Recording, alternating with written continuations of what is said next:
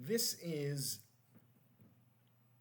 Onramps Pre-Calculus, April 2025, review for the final exam. Question number, I believe it's 5. Let me double check. Yes, question number 5. And it asks about a computer game needing a clock to be integrated into a game scene. You have been hired to create a working clock mathematically. The tip of the second hand's distance, x and y, from the left side of the clock and the bottom of the clock is shown respectively depends on the number of seconds t since the clock hand was pointing straight up. Okay, let me zoom in on this a little bit and straight up, and we'll see if we can make some sense out of this. I had a plan for how to zoom. Okay, there, I've got it zoomed to the level that's needed. Let me get rid of that. Okay, so the equations are x equals f plus g, trig, whatever the trig is, and then pi over h t. T is the period, by the way. And y equals f plus g, trig, whatever the trig is, pi over h times t. Well, the question says the second hand on the clock must turn with a period of 60 seconds. So I'm going to figure out h first. Pi over h times t, which is the period, equals the phase. And for sine and cosine, that's 2 pi. So I'm going to multiply both sides by h. 60 pi equals 2 pi h. And then I guess I'll put an arrow and finish it up here. Divide both sides by 2 pi. H equals 60 pi. Divide it by 2 pi, which equals 30. Pi's cancel out. 60 divided by 2 is 30. So h is 30. H is 30. H is 30. Okay, very good. Now, how do I get the f and g? F is the midline. For a sine and cosine, it's usually at 0.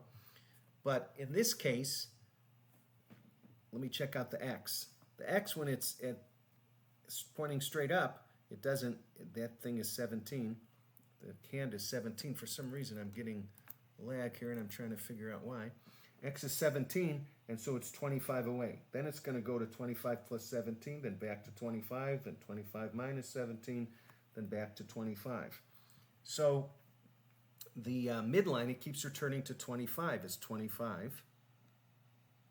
And it goes 17 away, 17 closer, 17 away, 17 closer. G is the amplitude, how high the wave is, how low the wave is. Well, that's 17. I don't know the trig yet. I'll handle that in a second. For y, it starts at, this is 26 plus 17. Excuse me. It starts at 43, then it goes to 26. I'll do this in red. Starts at 43, goes to 26. Excuse me, 26 minus 17, which is 9. Then back to 26. Now it's completely 26. Yep. So the midline on y is 26. Plus, it goes 17 away and 17 closer. The amplitude is how high. When in a sine function, let's say that looks like this, amplitude is that, how far above and below. So, and for a cosine function, it's the same thing.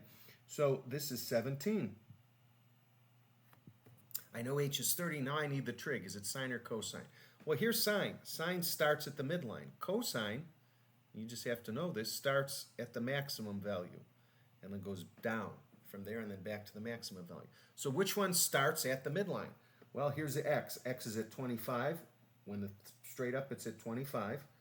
Then it goes to 25 plus 17, then back to 25, but it starts at the midline. So this is sine. And then this one, it starts at 26 plus 17. It starts at the highest value.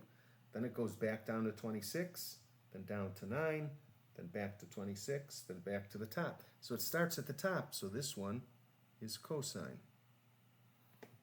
And there, I think that answers everything. For x, the f is 25, the g is 17, the trig is sine, and h is 30. For y, the f is 26, the g is 17, the trig is cosine, and the h is 30. That's the answer to this question, which again I believe was number 5 in the review.